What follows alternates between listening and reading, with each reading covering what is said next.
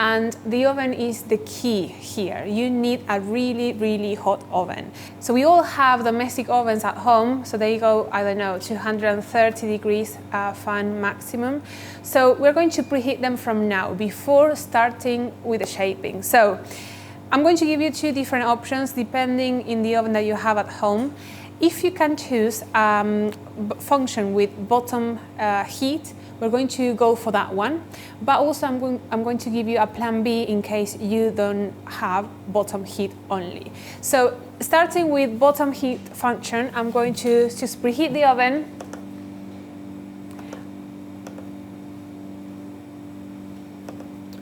Bottom heat only at 230 degrees.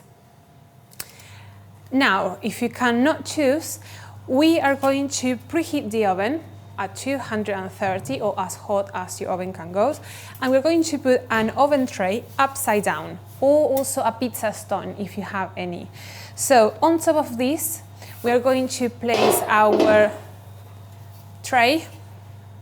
So the tray is going to be completely hot, super hot, and then we go with this tray on the top. So this is going to help us to bake properly the base of each pastéis de nata. Okay, so in that case, an oven tray upside down first, maybe some shelf, and like this, we close the door and we just preheat it at 230 fan.